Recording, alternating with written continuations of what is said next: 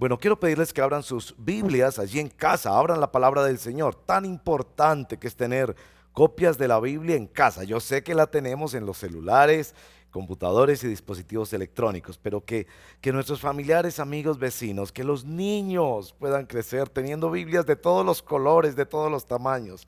Abran su Biblia allí.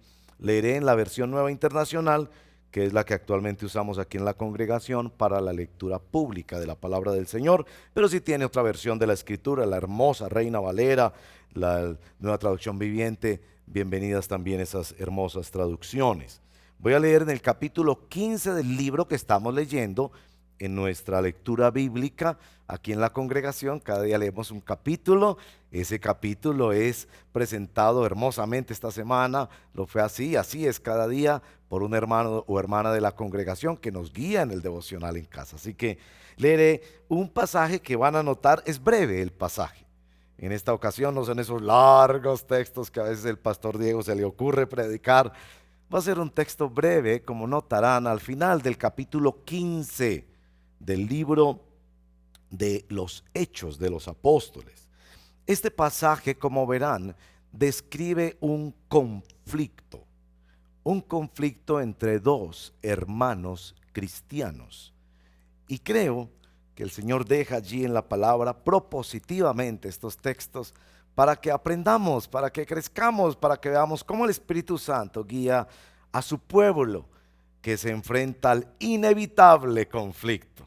No hay una relación humana, no hay una familia, no hay una iglesia donde no se experimente, digamos, permanentemente este asunto de los conflictos. Ese será nuestro tema, enfrentando el conflicto con la gracia de Dios. Leo para beneficio de todos en el nombre del Padre, del Hijo y del Espíritu Santo. Algún tiempo después, Pablo le dijo a Bernabé: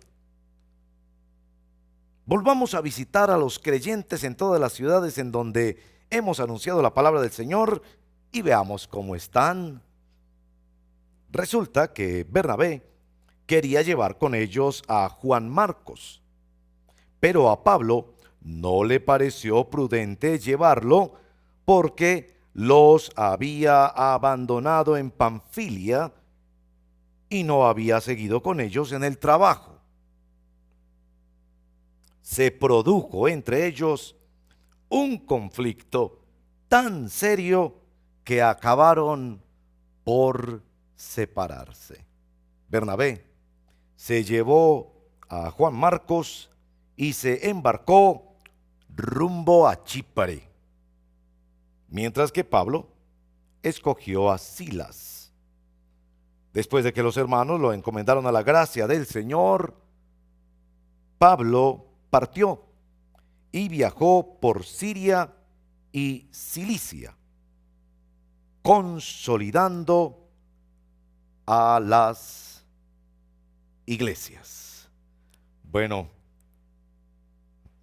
esta es la palabra del Señor. ¿Cómo les parece pues nuestro texto de la mañana de hoy? Brevecito, ¿no? La historia que espero ustedes conozcan de un conflicto entre dos preciosos hermanos, Bernabé y Pablo, los pioneros de la obra misionera en la iglesia cristiana. Antes de seguir, yo quiero orar al Señor, pero también mientras oro, pedirte que allí tú pienses en una persona con la que tú tienes un conflicto. ¿Qué pasó allí? ¿En qué situación está? ¿En qué momento está? ¿En qué etapa de desarrollo está ese conflicto? No creo que la palabra del Señor nos permite leerla y quedarnos como distantes, y por el contrario nos obliga a involucrarnos personalmente. Porque la palabra de Dios es espada de dos filos que viene para atravesar nuestra alma. Sí viene para pensar cómo podemos ayudar a unos familiares o amigos o vecinos que están en conflicto, bien, pero también viene para atravesarnos el corazón con realidades que vivimos, conflictos. Tal vez vas a recordar un conflicto de hace mucho tiempo, o tal vez de inmediato se te vino esta persona a tu mente y dice, yo tengo un conflicto con esa persona. Quizás has hablado ya con esa persona, quizás estás haciendo esto de evadir, de no pensar sobre el tema, pero cuando aparece la persona por allí, cuando escuchas, recibes un mensaje, te das cuenta que hay algo ahí de conflicto que no has atendido. Bueno, eso es lo que hace la palabra del Señor. Así que allí en casa, por favor, piensa en esto y oremos juntos al Señor. Padre, gracias porque al leer situaciones como estas en la palabra nos damos cuenta que es el deseo de tu corazón que crezcamos a través y en medio del conflicto, que tú has derramado una gracia poderosa en el Evangelio, que nos has reconciliado contigo para que seamos también agentes de reconciliación, para que podamos contribuir a la paz y a la unidad, para que, como hemos leído en Números 6, ese precioso texto dado especialmente al pueblo de Dios, para que sea pueblo bendecido para bendecir. Guíanos por favor y ayúdanos, te lo pedimos en el nombre de nuestro Señor Jesucristo. Amén. Bueno, estamos leyendo el libro de Hechos y es importante un poquito de marco de referencia. El libro de Hechos me parece que es un libro maravilloso, donde la iglesia, separada ahora visiblemente del Señor Jesucristo, está aprendiendo a vivir siendo guiada y empoderada, si podemos usar esa palabra que a algunos no les gusta, por el Espíritu Santo. ¿Cómo vivir ya no teniendo a Jesús visible y ahora siendo guiados por el invisible Espíritu Santo? Vemos en el libro de Hechos 3 cosas que hemos ya llamado la atención en algunos de nuestros tiempos de oración y de compañerismo en estos días, y es que hay 3 formas en las que el Espíritu Santo los va guiando para que aprendan a vivir en su presencia, a vivir una vida en el poder y en la llenura del Espíritu Santo. Bueno, una es muy evidente, así empieza el libro de Hechos, y la oración.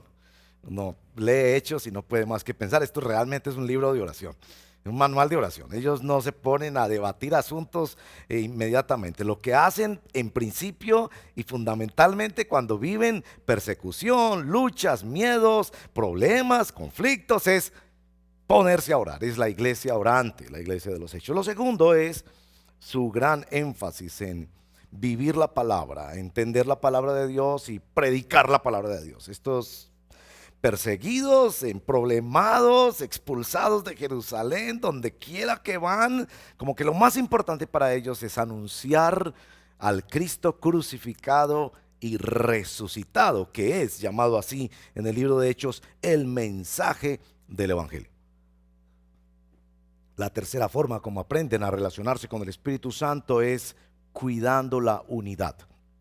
El libro de Hechos se muestra en muchos momentos el asunto de la importancia del pueblo de Dios mantenerse unidos, no por preferencias, no por asuntos de raza o de nacionalidad, sino por la misma unidad que les da el Espíritu, cuidando mantenerse cerca a la iglesia, protegidos, guardados, guiados y en unión con la iglesia. Oración, palabra y unidad. Y es precisamente este tema de la unidad el que nos convoca hoy.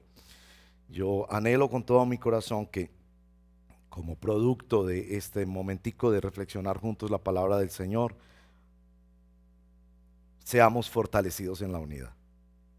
Fortalecidos en la unidad en la iglesia, fortalecidos en la unidad en el hogar, fortalecidos en la unidad con el Señor. Digamos que capítulo 15 enfoca este problema. Cómo ellos enfrentaron las cosas que amenazaban su unidad.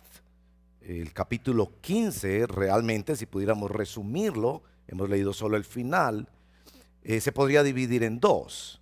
La primera parte es un conflicto que el verso 2 del mismo capítulo 15 nos dice que tuvieron precisamente Pablo y Bernabé, pero con otros creyentes que venían del judaísmo, y nos dice capítulo 15, verso 2, ese debate sobre qué lugar tenían las tradiciones de Moisés, sobre todo específicamente el tema de la circuncisión.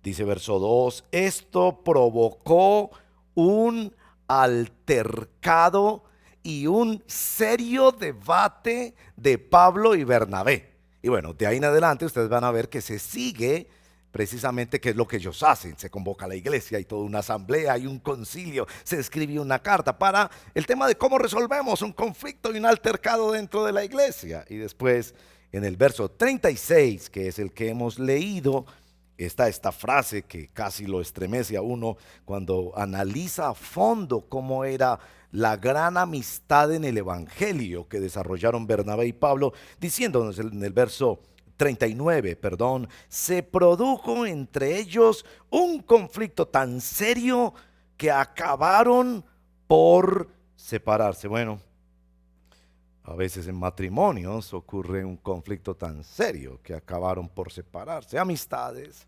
familias. Y déjeme decir esto como para enfocar la problemática que convoca esta reflexión. El conflicto, la discordia, los agarrones, la violencia intrafamiliar es la razón de más pérdidas de vidas que el mismo coronavirus. Así que guardar la unidad en la familia y en la iglesia es más importante que nunca en este momento.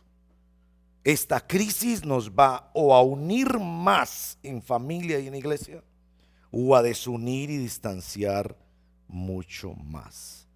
Tengo aquí en mis notas, más vidas destruidas por conflictos familiares y eclesiales que por el coronavirus.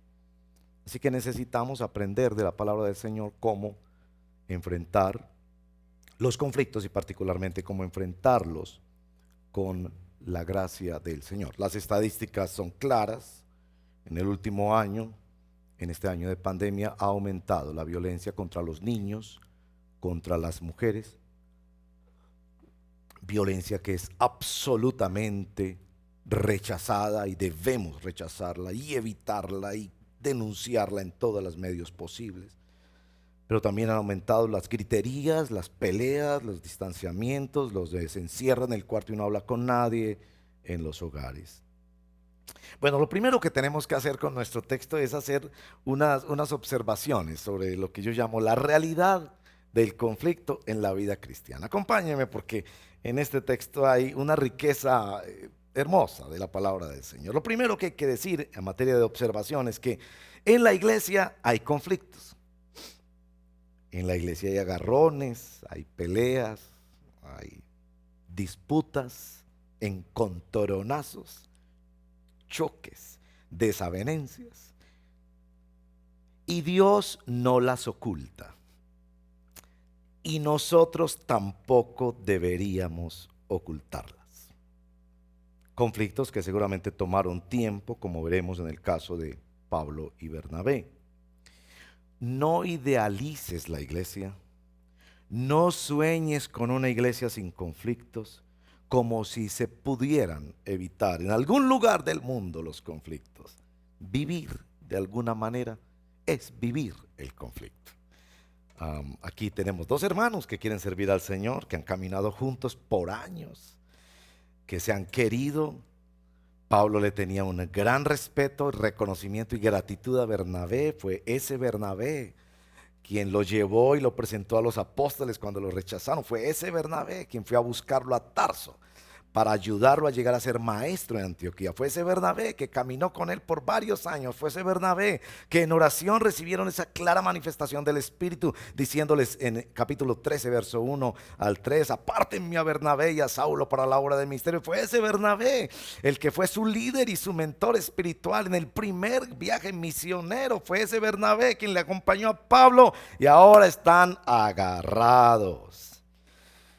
Sí, vivir es enfrentar conflictos. Si usted piensa que en la vida se va a quedar evitando todos los conflictos, no va a poder vivir. Va a tener que ser como la famosa figura, que algunos dicen que no es muy cierta, de el avestruz, que mete la cabeza pensando que ahí abajo, dentro de la cabeza, es cierto, se aleja de la iglesia, no vuelve a una iglesia, no habla con nadie, no tiene amigos, no tiene familia, no se casa, etcétera. No vas a poder vivir. La vida es realmente una vida de conflictos. Lo diferente es cómo los enfrentamos. Ahora noten una segunda observación. A veces Dios interviene sobrenaturalmente para resolver conflictos. Eso es lindo, ¿no? Por ejemplo, miren capítulo 10 y capítulo 11 del mismo libro de Hechos que venimos leyendo. Pedro tiene un gran conflicto con los que están empezando a escuchar el evangelio y que son seguidores desde el mundo gentil, desde el mundo no judío. Y ese conflicto Pedro no lo quiere resolver. Él no quiere ir a esas poblaciones, no quiere hablar con un gentil, y Dios le resuelve el conflicto.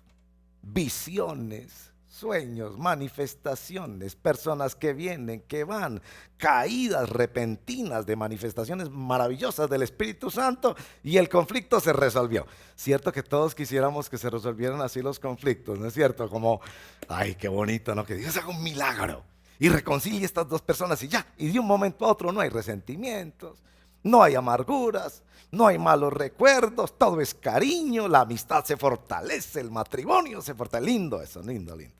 Y debemos decir que a veces Dios lo hace así, como lo hizo con Pedro y Cornelio. Dios es soberano, a veces resuelve los problemas más complicados con su intervención maravillosa y soberana.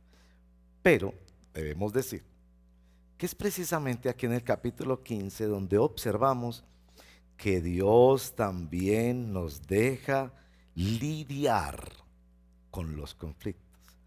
No interviene de manera sobrenatural y sorprendente.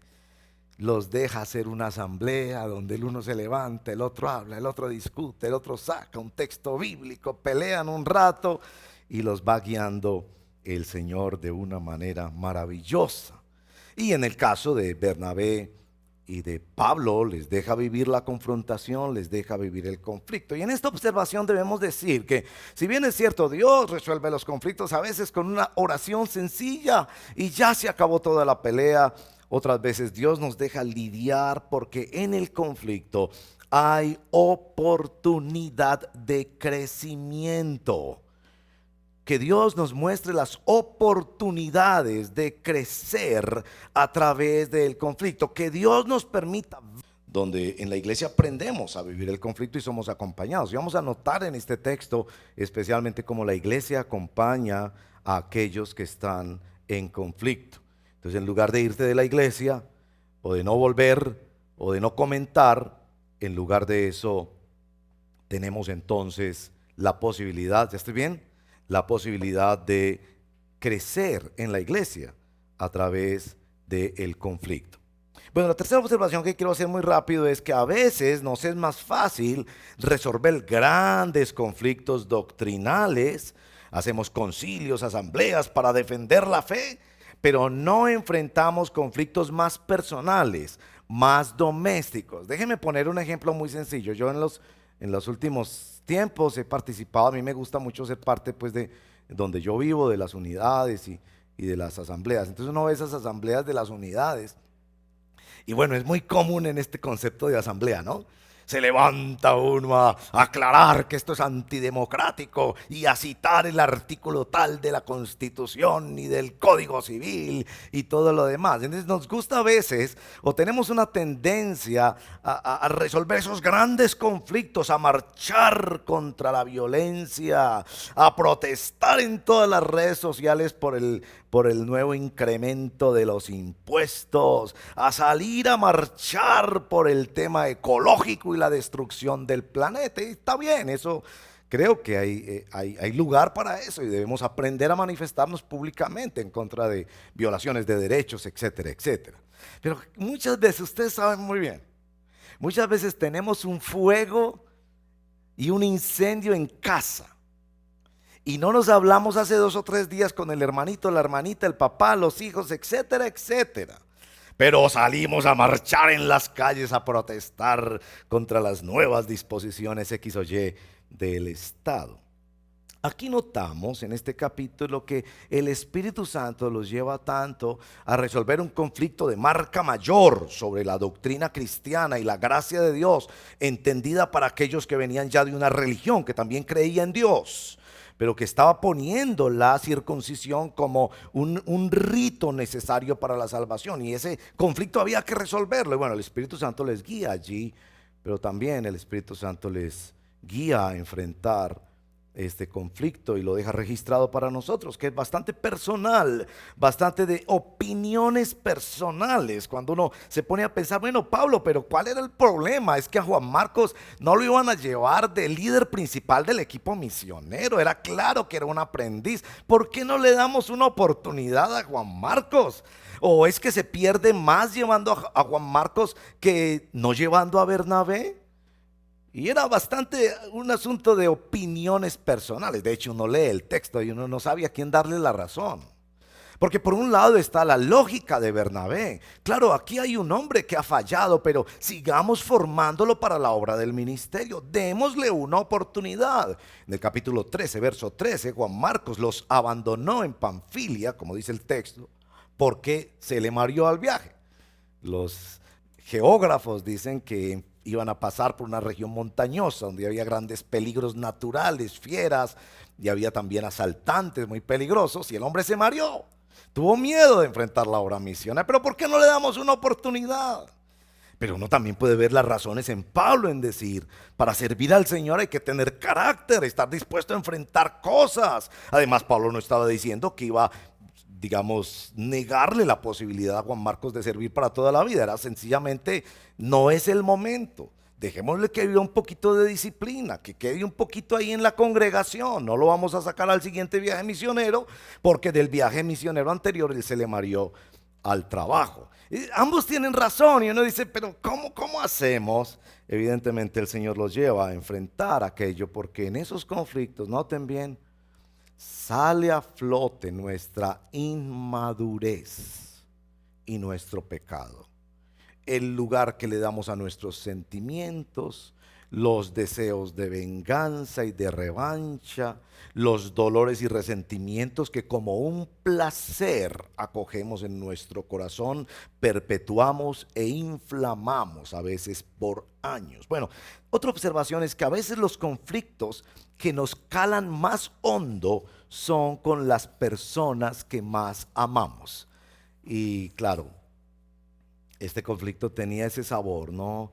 Es que era entre Pablo y Bernabé, habían sido los mejores amigos durante mucho tiempo. Y cuando yo te decía al principio que pensaras en una persona con la que tienes un conflicto, no siempre es así, pero a veces es con la persona que tenías más cercana en esa época de tu vida. O con tu mismo esposo o esposo, con tu hermanito con quien jugaste, creciste, a quien admiraste por mucho tiempo. Y esos son los que calan más hondo. Y miren que en este capítulo 15, una mala doctrina no logró dividir a la iglesia, pero una mala relación entre dos hermanos sí dividió un equipo misionero en dos. Y bueno, algunos le echan agua bendita a este texto diciendo, no, lo que se describe aquí es una bendición, porque pasaron de tener un equipo misionero a tener dos equipos misioneros. Yo le digo, no le echa agua bendita a eso. El texto claramente dice, tuvieron un conflicto tan serio que terminaron por separarse. Y si alguna cosa usted lee en la Biblia es que a Dios no le gusta la separación. Dios detesta el divorcio. En el matrimonio y en una relación y en una amistad y en una fraternidad y en la iglesia, eso no está bien. Algo está reflejando allí nuestro pecado. Bueno, finalmente una observación es que la posición que asume la iglesia, aquí aprendemos mucho sobre la iglesia. Esa es la doctrina de base en este texto. El gobierno de la iglesia, por ejemplo, no se imponía uno sobre otro. Sí, Pedro y Jacobo en este capítulo 15 parecen tener un liderazgo muy respetado dentro de la iglesia, pero finalmente lo que determina las acciones es la iglesia, la unidad de ese grupo de creyentes. También uno entiende que lo más importante para la iglesia no es el crecimiento y la expansión de grupos misioneros, sino la unidad y la verdad. Y esto se ve claramente allí en esa doctrina de base en nuestro texto. Bueno, son en principio unas observaciones. En segundo lugar, quiero mencionar qué nos muestra este texto sobre alternativas cristianas para el manejo de el conflicto. Bueno, y quiero brevemente notar que este principio que comentaba precisamente en estos días en una de las instrucciones que hacíamos en los tiempos compartidos con los líderes y los hermanos, es este principio bíblico que se llama la proporcionalidad, que es cuánto espacio de texto bíblico dedica un autor inspirado para un tema comparado con otro. Y esto es muy evidente en nuestro texto. Capítulo 15, verso 1 hasta el verso 35, todo ese gran debate doctrinal. Si a los que no eran judíos se les debería pedir la circuncisión como marca de pacto para ser parte de la iglesia.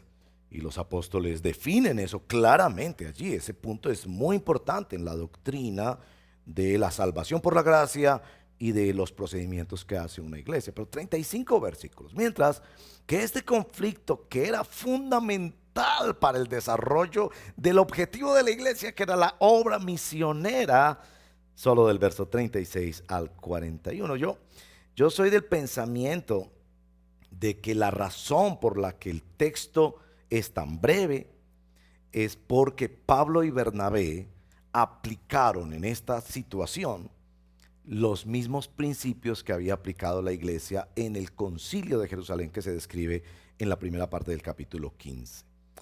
Pienso así por estudiar de cerca el texto y porque en particular noto que los 4 elementos que ellos tuvieron en cuenta en el concilio de Jerusalén, uno podría verlos aquí dentro de este debate, especialmente cuando entendemos el seguimiento de este debate, como les contaré cerca del final.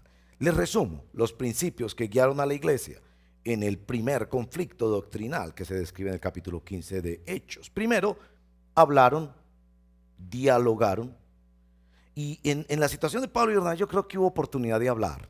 Ahí nos dice que Pablo consideró que era impropio llevar a alguien y el otro quería llevarlo, y bueno, pero creo que el texto no nos cuenta todo el diálogo que hubo, pero creo que tuvieron oportunidad de hablar. Y ese es el primer principio en el manejo de conflictos de este capítulo. Hable. Pero usted y yo sabemos que uno de los peores problemas en el conflicto es el silencio, que se acumula por años. Y que muchas veces ese silencio da lugar a explosiones volcánicas ya en medio de una pelea y una agresión. Es que hace 4 años usted no me dio regalo de cumpleaños. 4 años, y él se había sentido absolutamente triste porque no le celebraron ese cumpleaños, pero se lo había guardado en silencio. Y eso se hizo una bomba que explotó precisamente en cualquier otra situación, por otro motivo, por otro tema.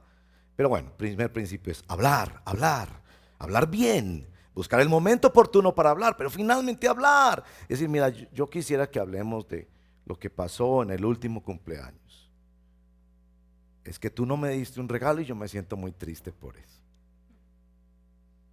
Y bueno, el otro va a decir alguna cosa, pero hablar. Bueno, el segundo principio es que la iglesia no se centró su atención en ellos, sino en la gloria de Dios. Y en los versos 16 y 18 que no tengo tiempo de mencionar, ellos muestran cómo en la reconstrucción de esta obra maravillosa de adoración a Dios era lo que ellos buscaban. Ellos realmente lo que querían era que la obra del Señor se extendiera y que Dios fuera glorificado en medio de las naciones.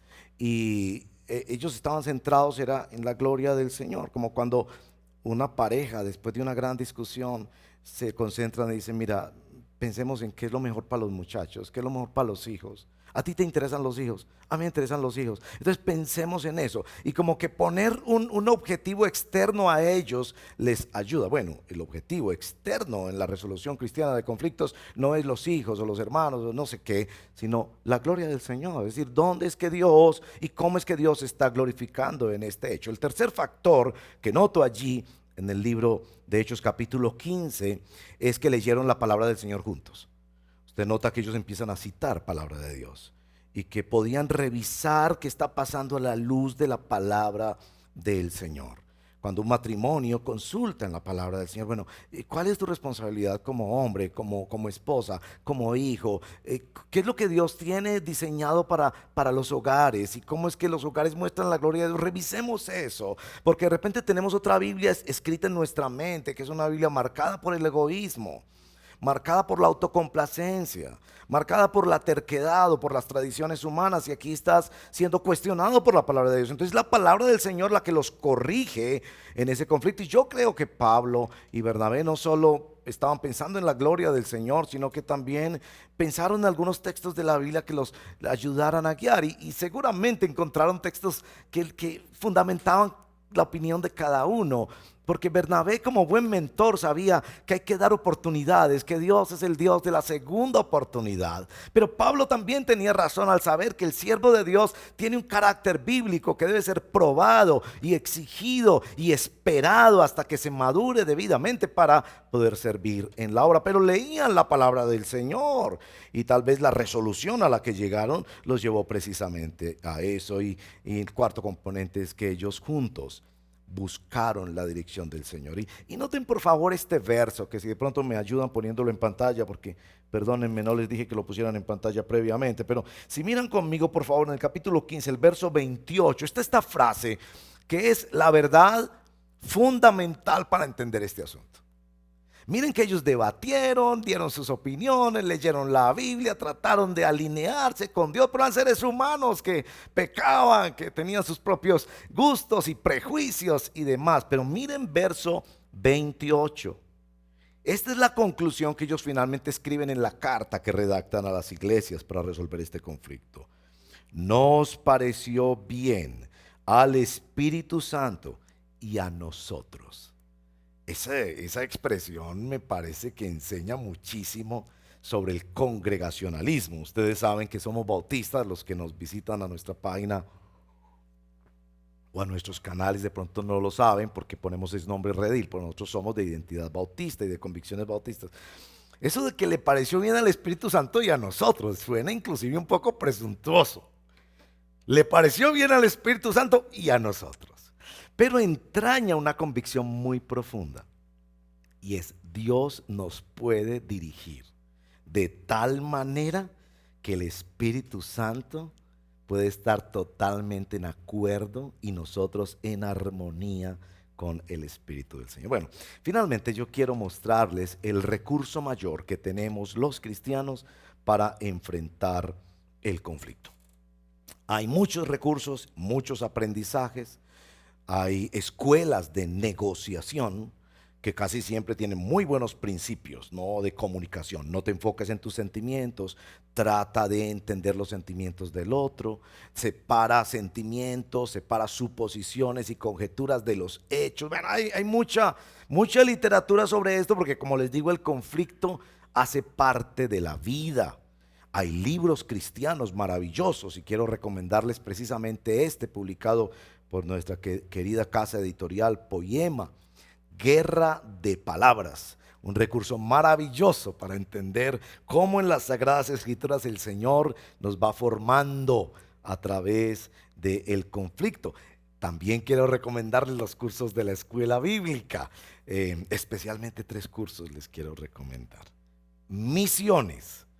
Porque yo le digo, en las misiones es donde se vive esto, pero también donde se ve la gloriosa reconciliación y cómo Dios usa vasos de barro en su obra. También mayordomía de la creación. Un curso maravilloso que no se lo pierda porque aprendemos cómo es que glorificamos al Señor cuidando el planeta. Y también cristianos en el lugar del trabajo, porque yo sé que muchos de ustedes viven conflictos en sus trabajos. Bueno, ahí les doy esos recursos. Hay muchos recursos, pero nuestro texto nos da el recurso fundamental para el manejo de conflictos. Y está precisamente en la frasecita que aparece allí en el penúltimo verso de nuestro texto, verso 40 de capítulo 15 en el libro de los Hechos. Si me ayudan en pantalla poniéndolo, esa es la frase. Los hermanos, nos dice nuestro texto en el verso 40, lo encomendaron a la gracia del Señor. Ese es el recurso fundamental en el manejo de conflictos. Así de sencillo. La gracia del Señor. Déjenme darle un recorrido por unos textos bíblicos del libro de Hechos, que va a ser un repasito de sus lecturas del libro de Hechos, donde se ve cómo entendían ellos lo de la gracia del Señor.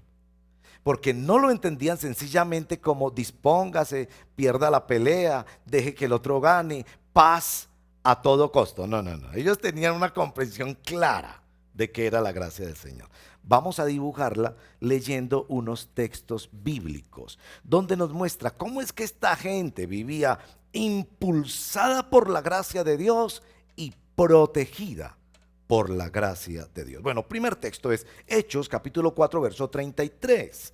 Los apóstoles a su vez con gran poder seguían dando testimonio de la resurrección de Jesús, y como si fuera un paralelo sinonímico de esa expresión, testimonio de la resurrección del Señor Jesús, la gracia de Dios se derramaba abundantemente sobre todos ellos. Y va a describir como generosidad, disposición al martirio, era lo que traía gracia de Dios derramada. Hechos 6:8.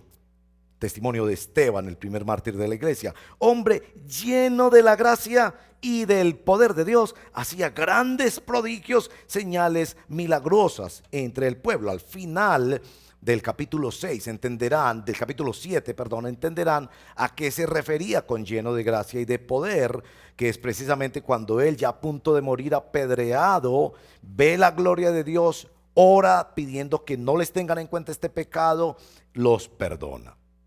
Bueno, capítulo 11, verso 23, cuando él llegó, se refiere a Bernabé, y vio las evidencias de la gracia de Dios, se alegró y animó a todos a hacerse el firme propósito de permanecer fieles al Señor. Eso de ver las evidencias de la gracia de Dios, cuando uno ve que esa señora no está ahí pendiente de qué milagros les hace Dios, sino una vida transformada, donde se han quebrado esquemas, donde se han cambiado formas de pensar, donde esa persona ya no contempla lo que tiene en su vida, sino lo que Jesucristo le ha entregado. Bueno, el verso número 13, capítulo 13, verso 43. Cuando se disolvió la asamblea, en uno de los lugares donde llegaron a predicar, muchos judíos y prosélitos fieles acompañaron a Pablo y a Bernabé, los cuales en su conversación con ellos les instaron a perseverar en la gracia de Dios. Y ese concepto es muy importante en el discipulado. Hay que perseverar en la gracia de Dios, porque tenemos una clara tendencia a la autojusticia, tanto hacia nosotros como hacia exigírsela a los demás.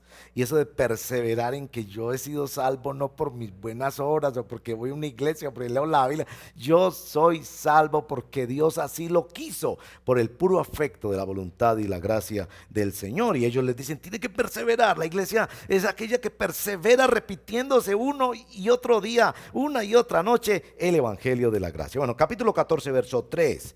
En todo caso, Pablo y Bernabé pasaron allí bastante tiempo hablando valientemente en el nombre del Señor, quien confirmaba el mensaje de su gracia, haciendo señales, prodigios por medio de ellos. Qué lindo texto para estos días, que Dios confirma la obra de la gracia de Dios a través de prodigios, señales y milagros. Y yo creo que han habido milagros extraordinarios de protección, de cuidado especial, de provisión, sanidades y obras preciosas. Yo le clamo al Señor que hayan milagros preciosos de reconciliación también entre nosotros, que muestran que aquí lo que está operando es gracia de Dios.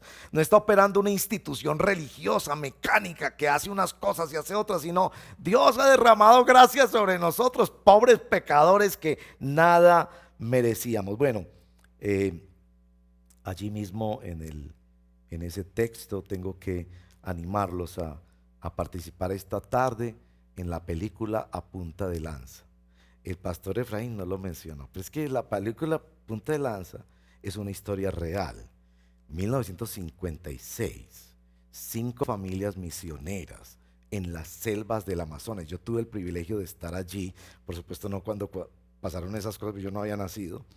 1956, y ahí fue donde murieron estos hermanos, matados por los mismos indígenas, porque los indígenas se asustaron, pensaron que les iban a hacer daño. Era primer contacto con el mundo occidental que ellos tenían. Mataron a los 5 misioneros. Ellos después se arrepintieron. Muchos de los que participaron en la matanza llegaron a ser fundadores de la comunidad Waunani, de los indios también conocidos como Aucas. Y es una historia maravillosa de la gracia de Dios, porque estas mujeres viudas decidieron volver e insistir en la obra misionera, y Dios levantó una obra preciosa que está dando fruto hasta el día de hoy entre los indígenas. De allí es donde está la famosa frase de uno de ellos, mártires del evangelio, Jim Elliot: no es tonto perder lo que no puedes conservar para ganar lo que nunca nadie te puede quitar. Y esas vidas ganadas para el evangelio allí en medio de los Aucas o los Waunani en las selvas del Ecuador son un tesoro maravilloso para decirle a la humanidad: este ministerio es fundado en la gracia de hombres que estuvieron dispuestos a exponer sus vidas para que otros conocieran la gracia del Señor. No se pierdan la película esta tarde, van a llorar conmigo, y especialmente hoy que está todo el mundo celebrando los premios Oscar. Señor te da misericordia. Aquí hay una película de la vida real que deberían ser los Oscar cristianos, no sé si hay tal cosa. Bueno, verso 14, 26, de Atalía navegaron a Antioquía, donde se los había encomendado la gracia de Dios. Noten esto: Bernabé y Pablo ya tenían la experiencia de haber sido encomendados a la gracia del Señor por parte de la iglesia. Ellos habían empezado una obra misionera que se fundamentaba en una iglesia que bendecía con la gracia del Señor. Ahora, el capítulo 15, verso 11, nos va a explicar más cuál es el fundamento de esa gracia, porque fue el debate allí en el capítulo 15 con los judaizantes. Miren capítulo 15, verso 11: no puede ser más bien como ellos, los gentiles, creemos que todos somos salvos por la gracia de nuestro Señor Jesucristo. Así que la gracia de la que se habla aquí no es la gracia apoyada en buenos sentimientos, sino en la entrega de nuestro Señor Jesucristo, que de esa manera nos dio su salvación y su perdón. Y lo que la iglesia hace es repartir de aquello que ha recibido. Y bueno, quiero terminar saltándome uno allí, Hechos 20:24. Hechos 20:24 es un texto favorito para mí. Es a través de ese texto que hemos ido armando en nuestra iglesia la frase que yo la llamo el 5G de nuestra iglesia, que vivimos y predicamos el evangelio de la gracia con gratitud, gozo y generosidad para la gloria de Dios. Es de ese texto del 20:24. Sin embargo, considero mi vida, dice Pablo, que mi vida carece de valor para mí mismo, con tal de que termine mi carrera, y ahí viene esta frase, y lleve a cabo el servicio que me ha encomendado el Señor Jesús, que es el de dar testimonio del evangelio de la gracia de Dios. Su vida existía para contarle a los demás sobre la gracia de Dios. Ahora volvamos a nuestro texto en el 15:40, y la frase que les decía: los hermanos lo encomendaron a la gracia de Dios. ¿Se dan cuenta de una curiosidad en ese texto? Y es que menciona solo a Pablo. Ahora, hay dos interpretaciones de por qué la iglesia encomienda, parece, solo a Pablo en esto. Hay dos interpretaciones. Una es que Bernabé agarró a Juan Marcos, se fue enojado, y entonces Pablo se quedó con la iglesia, y la iglesia dijo, bueno, ¿qué vamos a hacer? Ya Bernabé se fue enojado porque no le querían llevar al que era, entre otras cosas, familiar de él, posiblemente sobrino de Bernabé, y arrancó para Chipre, que era la región de donde él procedía originalmente. Esa es una interpretación. Entonces Pablo se queda con la iglesia, los hermanos se miran unos a otros y dicen, bueno, el hermano Bernabé no estuvo de acuerdo con el criterio de Pablo. Pablo está usando un criterio bíblico. La cosa no estuvo buena, ellos se pelearon.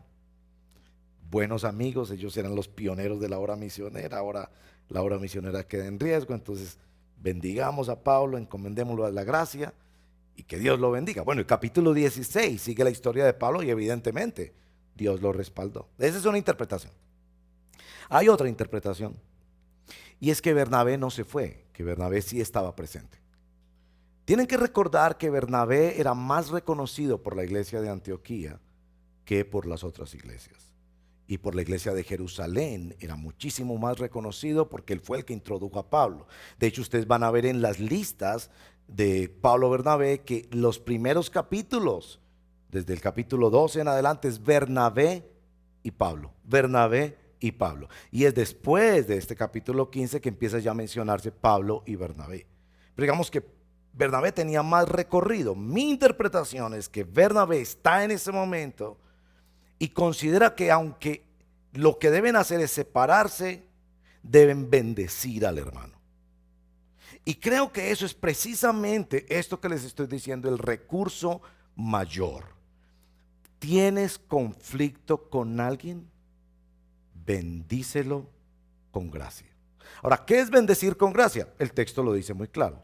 Encomendar a la gracia del Señor. La palabra encomendar tiene dos acepciones. Una es poner bajo, decir Señor, cuídelo, ¿cierto? Señor, cuídelo, encomendar a la gracia. Y el segundo componente es centralizar el aspecto de la gracia. Señor, lo más importante es que su gracia sea avanzada en la vida de ese hermano y en ese ministerio. Tal vez es lo mismo que Jesús dijo cuando los discípulos pelearon porque por ahí hay unos que echan fuera demonios y no están con nosotros. Y el Señor les dice, déjenlos, que está conmigo, está conmigo. Y el que está contra mí, está contra mí, pero no es problema suyo. O cuando Pablo en Filipenses dice que hay gente que está predicando, inclusive para hacerle dar rabia a él y para menospreciarlo a él. Y Pablo dice, eso no me importa. Lo importante es que están exaltando a Cristo. Tal vez es ese mismo principio, poner en primer lugar a la persona al cuidado de la gracia de Dios y en segundo lugar entender que no hay cosa más importante que el evangelio de la gracia que está salvando a pecadores del infierno siga adelante para la gloria del Señor. Bueno, algunas aplicaciones para nosotros. Aquí hay, digamos, tres situaciones posibles y voy a ponerlo en esta forma que les va a sonar quizás un poco lógica al principio. Puede ser que el mayor conflicto que usted tiene no es con su esposa, ni con la reforma tributaria, ni con los problemas sociales, ni con los problemas económicos de su hogar. Tal vez el conflicto más grande que usted tiene es consigo mismo. Que usted hace lo que usted no quiere, que usted tiene unos secretos vergonzosos, que usted se da cuenta que dentro de usted hay una pelea y hay un gran conflicto, y que finalmente ese conflicto es un conflicto con Dios, porque usted le tiene que dar cuentas a Dios, y su conciencia se lo señala quizás diariamente, y usted vive angustiado y enfermándose por eso. Y bueno, encomendarlo a usted a la gracia del Señor es decirle, venga al Señor Jesucristo en arrepentimiento y fe. Él es el único que perdona. Él es el único que dio su vida objetivamente en la historia. No como un buen sentimiento, sino como un hecho real, histórico. Dios envió a su Hijo para perdonarlo a usted de sus pecados. En segundo lugar, puede ser que usted tiene un conflicto también con otra persona. Y el Evangelio le está llamando a que si usted recibe gracia de Dios, dé de gracia lo que ha recibido de gracia. Es decir, perdone. Vaya una milla más, hable con la amabilidad que no le hablan a usted. Piense en el dolor del otro, aunque el otro no piense en el dolor de usted. Encomiéndele a la gracia. Y sobre todo piense que esa persona necesita el evangelio como usted. Y encomendar a la gracia no es solo que la gracia le cuide, orar y bendecir a esa persona, sino poner por delante la salvación de esa alma. ¿Ha pensado que quizás usted tiene un conflicto con una persona que no es creyente en el Señor Jesucristo? Y el acto más evangelístico que usted haría, más importante que grandes razonamientos, que grandes presentaciones teológicas del evangelio, es que usted se siente con esa persona y busque las vías de perdón, las vías de reconciliación y de amor. Es posible también que usted tiene un conflicto, pero que lo está observando en su propia casa.